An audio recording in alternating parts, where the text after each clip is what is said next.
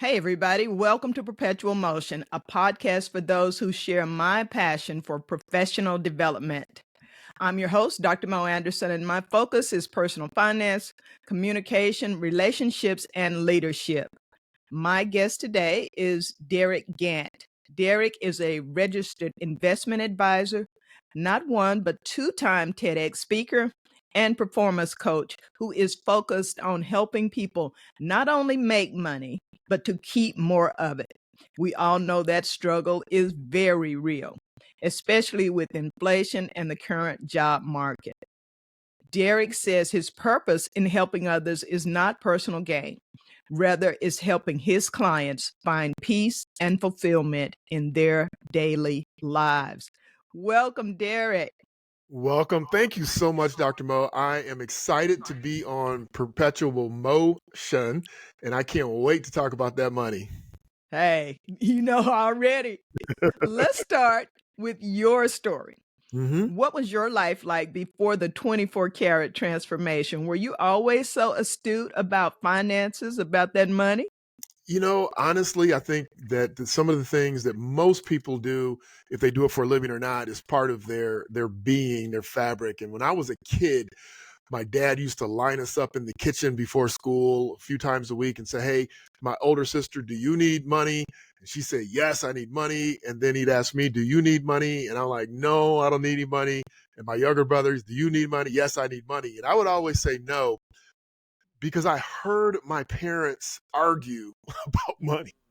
And I was Yeah. very sensitive to what was going on. And so, I became I continued to be very alert about the circumstances of money.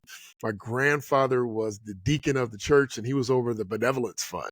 And he used to put I remember people, that one. yeah, he used to put people over the coals about asking the church for money before they would help him. So I inherited it's just who I am.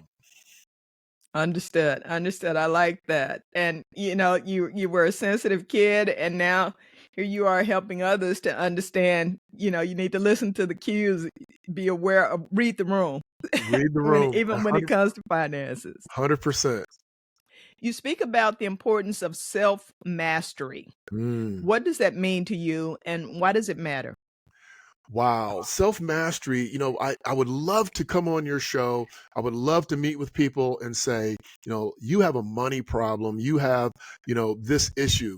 But no matter what a person's issue is, it boils down to their personal decisions and their ability to master their decisions on an ongoing basis.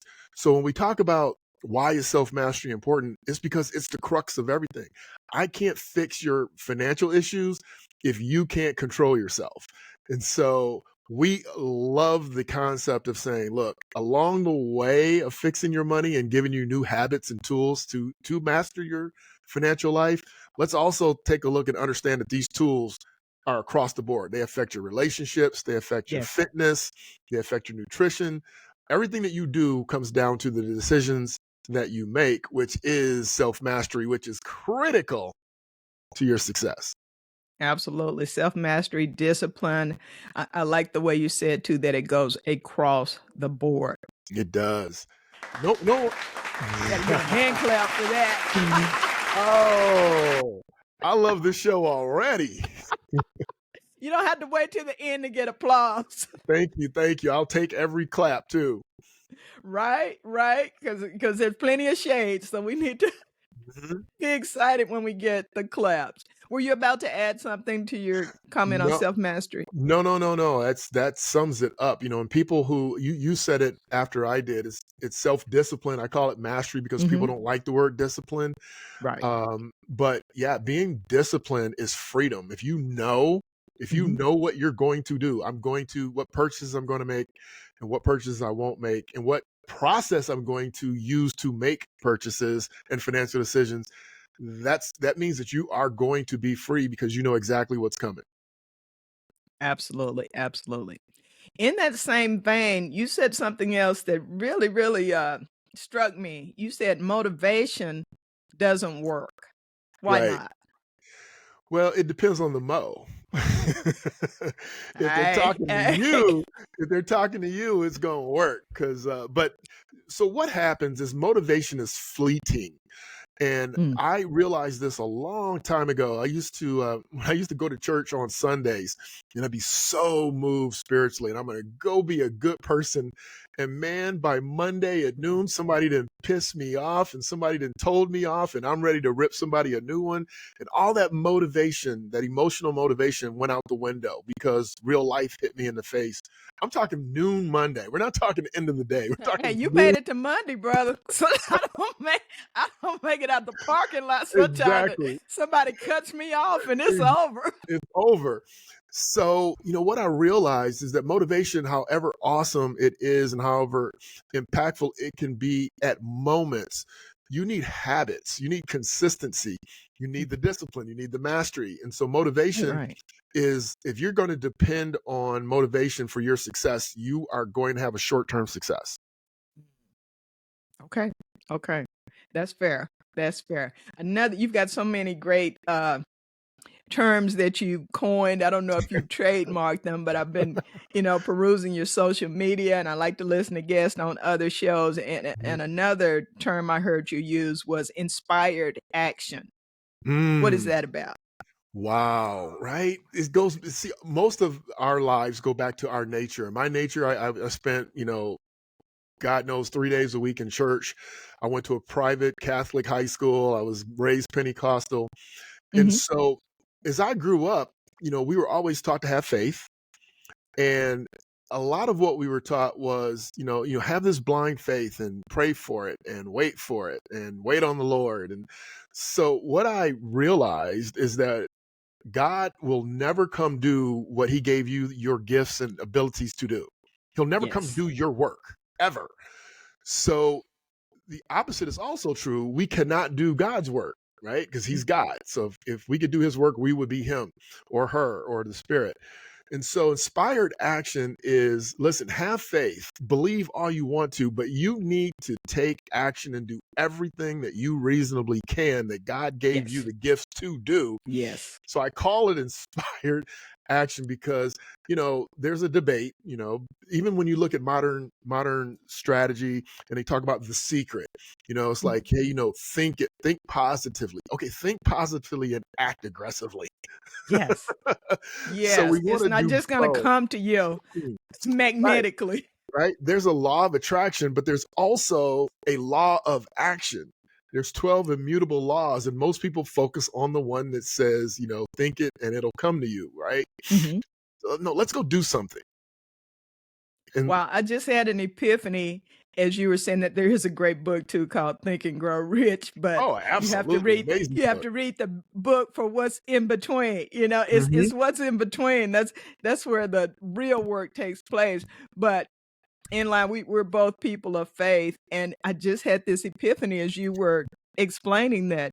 The scripture that says, "They that wait shall renew their strength; they shall mount Hmm. up on wings of eagles." Okay, they that wait, people just kind of stop there, like, I need to be Stop there. still and know that there is God.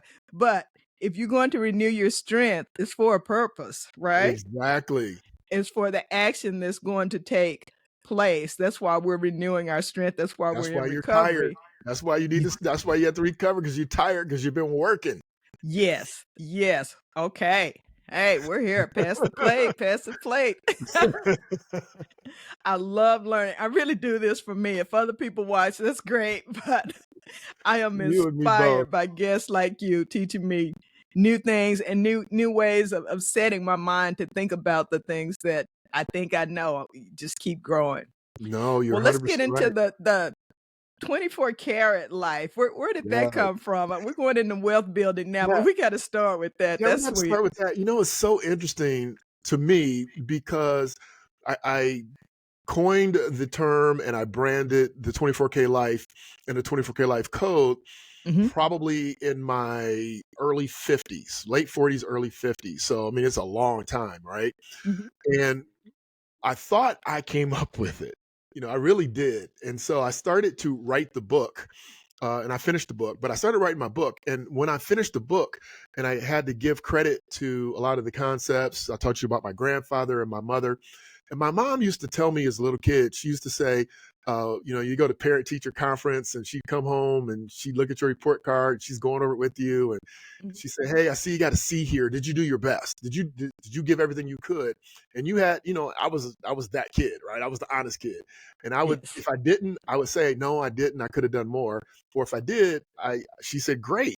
So if I got a B or a C and I told her I did everything I could, she patted me on the back, she hugged me, she kissed me, said, "Good job." And that was such an amazing lesson. And so the 24K life is about the process that gold has to go through to become gold, right? It has to go through immense heat. It has to be purified, meaning you have to get rid of the lead, you have to get rid of the impurities, let's say, and you're left with pure gold. Part of our job in becoming self-masters is that we have to go through the process of getting rid of our impurities, meaning, if you're not motivated, if you are kind of lazy, if you don't read well, if you don't so all the things that you have limiting beliefs, you don't believe in yourself. So we have to get rid of all of those things to become our best self. Right. And in doing that, we are like gold. And so the 24K is not about being rich. It's about, did you do your best? Because that's all you could ever do. You can't do more than what you can do, but did you do your part? So 24K Life and the 24K Life Code, which is the name of the book I wrote, is about the things that we need to overcome and how to actually overcome them in order to become the best version of ourselves. Oh, nice. Nice. I'm glad I asked that question. That is not at all what I thought you were gonna say. I like that Really? very much.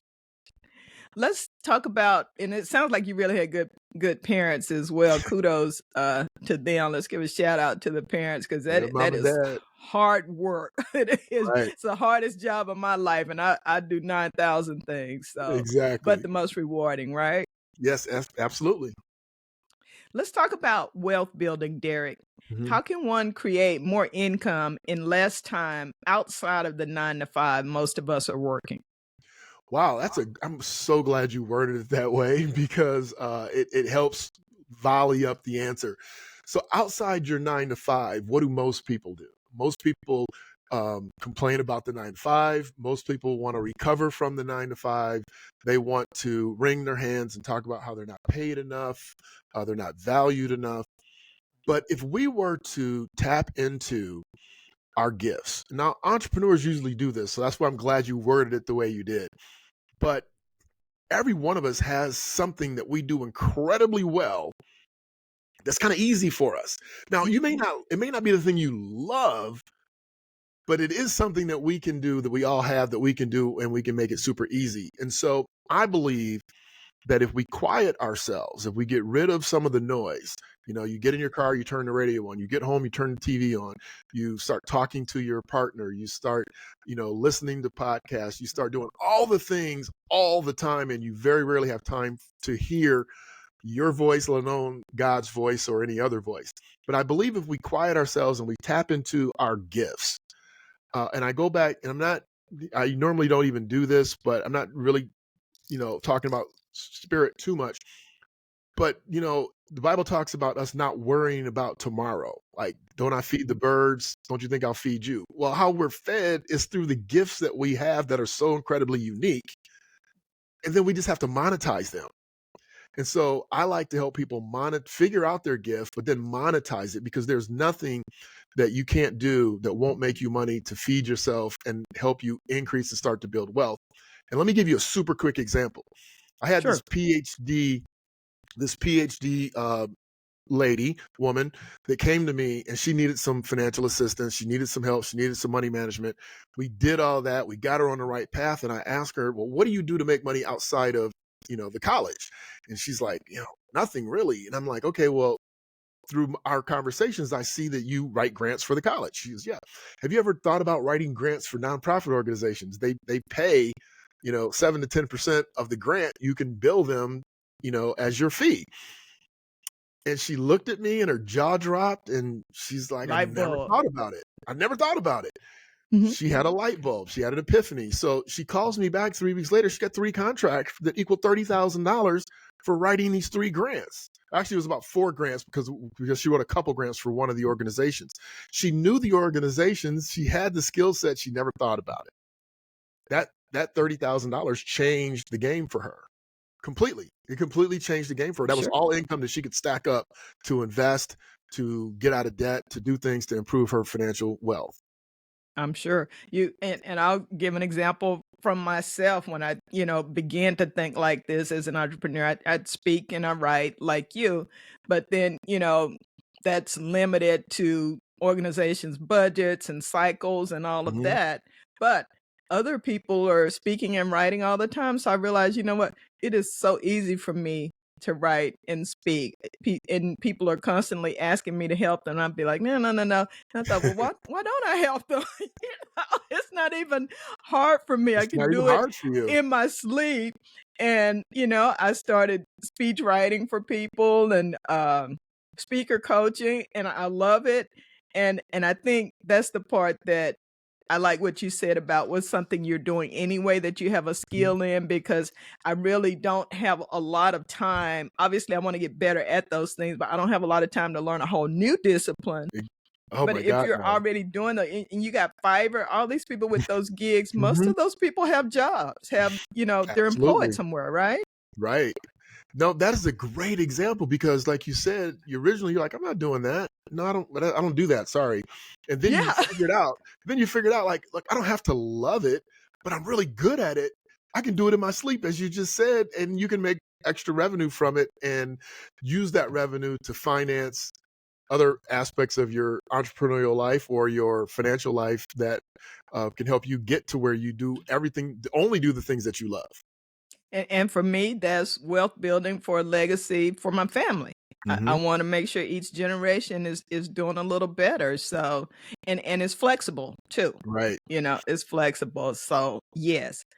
What tips do you have for someone? Okay, you discover this thing, they're listening to your talk and they're like, oh, people ask me about this all the time, or I have this skill. I could spare 5, 10 hours a week.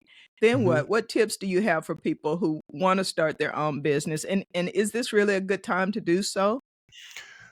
I don't know a time that's not good to start. I don't think there is such a thing, but Okay. we do make excuses, right, of why we can't start.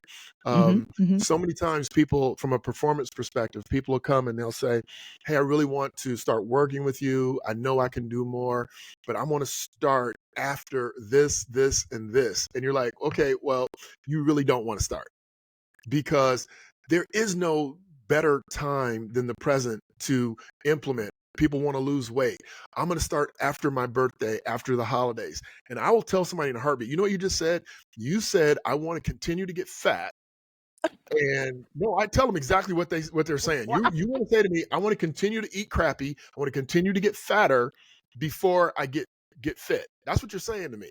And is that what you mean? And they're like, oh, well, I just want to have fun. Okay, fun eating sugar, right? And desserts and all the things that you know you shouldn't eat if you were on your plan. So you really don't want your plan, right?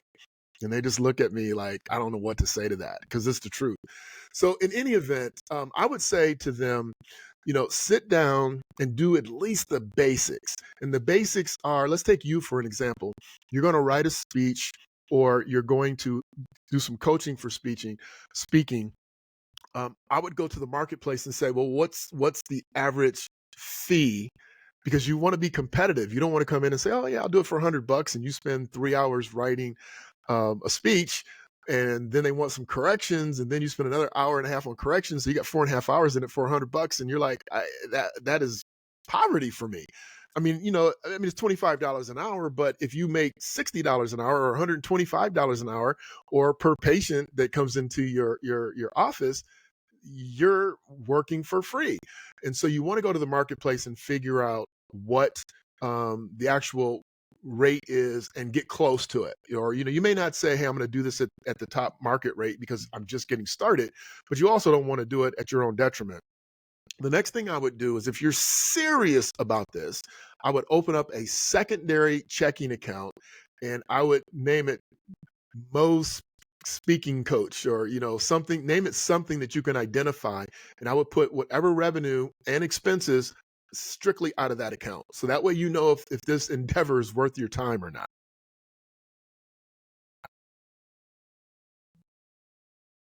I So appreciate that part that you went into additionally about keeping, you know, those funds separately, because it is so easy with all the subscriptions and supplies and services. Hmm. And by subscriptions, you know what I mean? You can't, like my Right. Pod Match and Hmm. Podium and everything else, you lose track of what am I really spending on this, because Exactly. even if you're getting a fair amount of money, if your expenses are exceeding your income, you got to figure out how to balance that out, or you just kind of doing it for free. You're Yep, not going yep. anywhere, and the IRS is going to be looking kind of sideways at you too. So, Correct. And so you're not doing it. I mean, if you're going to do charity, then make sure you say it's charity and just do charity. and get But if that you're going charitable deduction. Yeah, Yeah, but if you're yeah. gonna be in business, then you wanna make sure, and you're 1,000% right. It's like, hey, what's everything? Am I using some AI platform that I pay $79 a month for? Am I using, what am I using this to make sure my grammar is correct? Did I buy a new recorder to make sure that it flows properly, or transcriber? So you're 1,000% correct in that. And that's how you do it. That's how you know is all the income goes into that account and all the expenses come out of that account. Right, the record keeping part, that's Mhm. important too. Right. You have a system, Derek, for leveling up in 5 easy steps. Tell us about it. I'm all for leveling up. Well, it's not rocket science, and so hopefully you won't be disappointed. But step one is to acknowledge where you are. Most people do not tell themselves the truth. They say, "Well, I want to get better, and I want to lose 50 pounds, or I want to lose 20 pounds." Okay, well, what have you been doing? Where are you? What are you doing wrong? What could you get rid of? So basically, an assessment. The first step is to do an assessment. The second step is to structure a plan. So now that you know, what's the plan. So when you're looking at your plan, you want to say, I like using losing weight as an example, because everybody's in that mode at some point or another in their universe. And so now that you know, okay, well, what weight should I be? Where should I be? What am I doing wrong? I've done my assessment. I know where I'm starting. And we start with that because if you tapped in your GPS, a destination, the first thing it's going to ask you is starting from where? You have to put in where you're starting from. So that's the step one. Step two is, okay, what is the destination? So what's the end point? So here's the goal, and then the plan. So we have our plan, we have our goal. So that's step one, two, and three. And then the fourth one is to implement the plan consistently. Okay. So it's like, here's what I'm supposed to do. And you don't focus on, hey, I need to lose 25 pounds. You focus on, I need to eat right with my next meal. I need to eat right my next meal. I need to exercise today, not tomorrow, not next week, not worried about what I'm going to eat. I'm not worried about losing 5 pounds. I'm worried about eating right now. Just so focusing intently right now. Okay. And then the final step is to reevaluate. I call it recalibrating. So you want to look at it and say, okay, is this working? Okay. And again, this is all biblical, right? So All God right. said, hey, so what do you want to do? Let us separate the heavens from the waters. So then he looked at it, then he did it, then he reviewed it. Was this good? Yeah, it was good. Or no, we didn't quite get all the firmament separated. So we, Okay. we need to go back, because we thought taking sugar out of the equation was going to really help us move forward. Taking sugar did, but we forgot about the bread, which gets converted into sugar. And the Okay, so now potatoes. we need to recalibrate and take out the white flour starches, right? So Right, you right. have to recalibrate. And if I could add a sixth step, it's to rinse and repeat. So you start back Mm, over at step number one, and you just keep going through this cycle. So those are the 5 steps to get yourself jump started to your next level. awesome. Awesome. Do you have any other tips on making, keeping, and growing money before we talk about your TEDx talks and your books? Okay. My final tip would be, people look at other people, people look at people that they think are successful. And I want them to know, number one, it's not all it glitters is not gold, number one. And number two, true financial success or true success at anything is like watching paint dry. That means it's going to be boring, it's going to be monotonous, and you have got to fight through to continue to get to that exponential point where you're starting to see the results, because it's going to be, think about it. If you are starting a new deal, your 9 to 5 covers all your base life, and your after 9 to 5 is going to start getting you to the next level.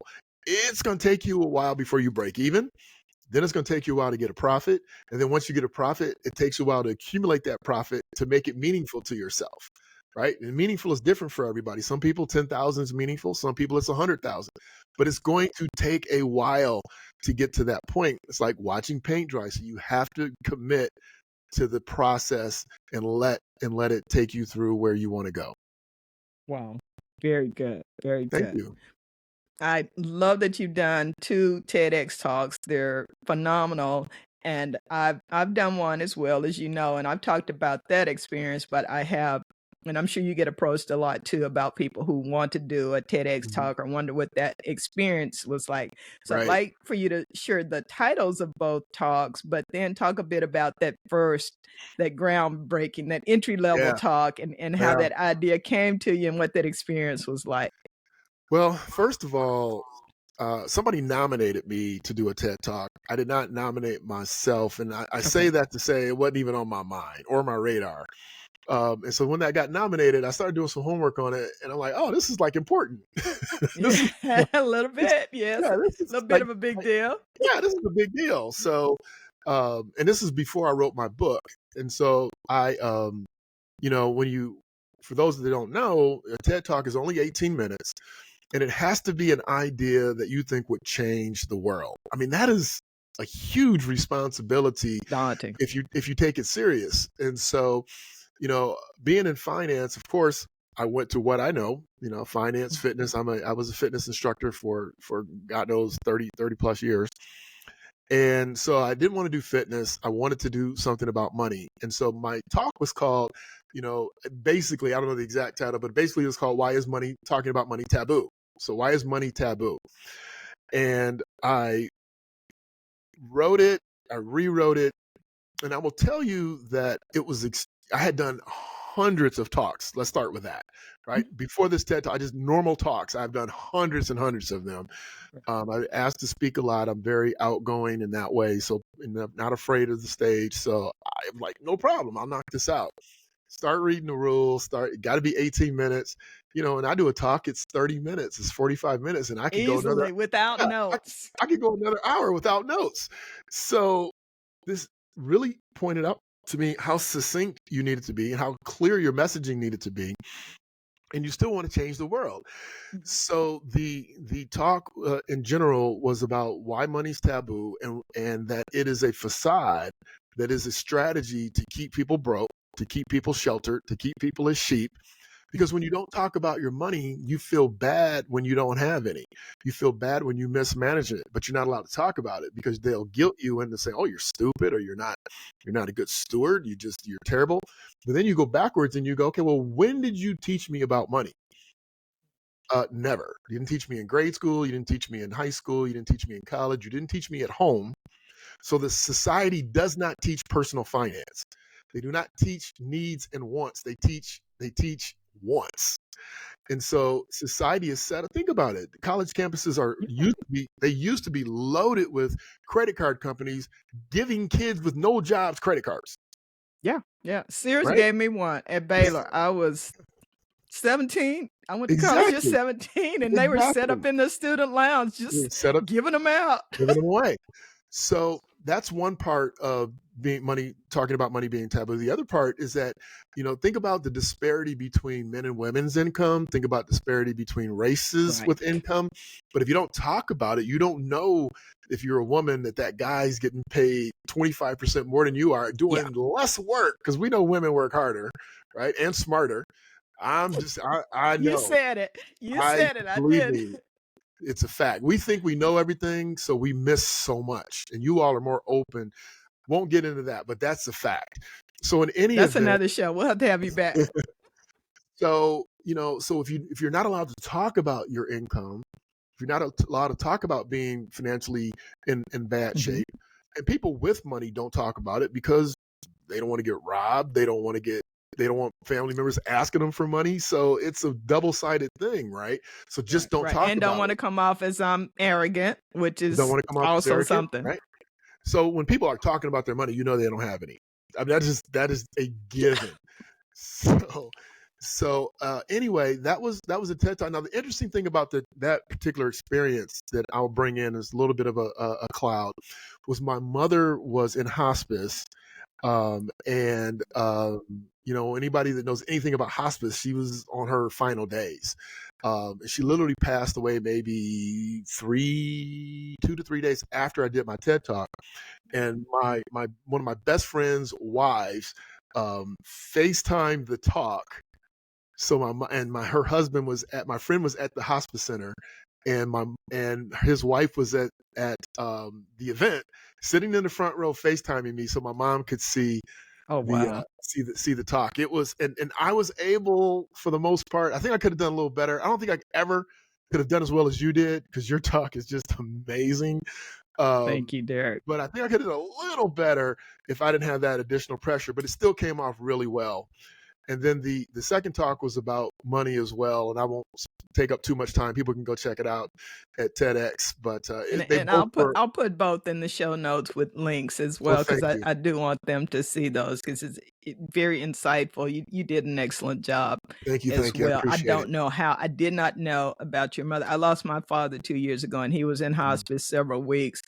And I was there in the house with him, with my mother and the sister, and could barely put sentences together. So I can't Yeah, even imagine doing the yeah. biggest talk of your life under those circumstances. But I bet your mother, as much as she was aware of what you were doing, I bet she was Yeah, so proud of you. yeah. She was, and I was. I always wondered how executives, how actors, you hear about them going through these amazing tragedies, and Hmm. circumstances in their life, but they keep producing, the work. Right. And so I figured I got to tap in and continue to do the work. And obviously I knew that alive or gone, she would be proud. And so I wanted to do a great job. Well, kudos to you. Good Thank son. you. And let's just a little synopsis of the book and the title. And again, we'll share links to how to Okay. acquire all of these Yeah. The book is called resources. the 24K Life Code, the only difference between mediocrity and greatness. And basically I'm saying that people are average, and it's not hard to be average. That's why they call it average or mediocre. You crack But me up. but if you become a self-master. Now think about this. We all want other people to do our bidding. We want our spouse to do what we want. We want our kids to do what we want. True. But we can't make ourselves do what we want. Mm. And so you want your boss to do what you want. You want your coworkers to do things your way, but you can't control yourself. So I've read hundreds of books over my lifetime, and all the self-help books, or most of the self-help books, are about, hey, I'm Derick Gant, I'm this successful financial consultant, and this successful fitness person. Here's how I did it, and here's what you should do. And that's just a bunch of bull. Every one of us are different. We are completely and uniquely and incredibly made. So what I Right. did was, I said in the book, look, here's the problem. Here's the tools that I use, and here's the tools that every person should use to at least get launched out into the universe. And we touch on we touch on we touch on spirituality a little bit. And the spiritual part, we don't talk about. We talk about prayer, we talk about meditation, Mhm. quieting yourself so that you can hear yourself. We talk about how you start meditating. And so everything that we touch on is what I call 101. So if you go to college, you have 101, 201, 301, 401. Then Yeah. you go get your Yeah, I master's, remember then that. you get your PhD. So everything we touch on is 101. How do you get started with your physical fitness? How do you get started um, with your self mastery? But then we go 201. We go 201 with the finances, because that is my area of complete Mhm. expertise. So the book is about how you take the 5 core pillars of your life and start the trajectory of improving those to self mastery. And then I double down on the money part, because I believe that if you want to go see Dr. Mo and have her write speeches for you, you need some money, because Dr. Mo's not doing it for free, because she's the real deal, right? So if we get our money right, then we can go hire a personal trainer. If we get our money right, then we can get the best physician to help us. We can get the best speech writers and speaking coaches to help us with our gifts. But you got to have money to get these things done properly. So I kind of start the premise with the money and the self-mastery simultaneously, so that the other areas of your life can improve. That's the 24K Life Code. It's a great book. It's a book that will give you what you need to get started, and then you can launch from there. Sweet, sweet. And that is clearly 24 karat solid gold and not plated. I love it. No, not I've plated. downloaded it and I'm looking forward to reading it. Thank you for sharing it, for summarizing it. And again, all those links to your talks and your website will be in the show notes. This has been an awesome, awesome interview, Derick. I've enjoyed it. Great sense of humor, bringing your faith in there. I respect that as a faith-based person, as well as just being so open with your gifts. I really love what you said today and look forward to having you back on the show. Thank you so much. And I had you on my show, and I can't wait to have you back as well. Sweet, sweet. Well, folks, remember to like, subscribe, and share if you've enjoyed this content. I release episodes weekly. Also invite you to visit my website at drmoanderson.com to learn more about my services as a speaker and speaker coach, as well as my books and motivational videos. Until next week, be well and be safe. Thank you.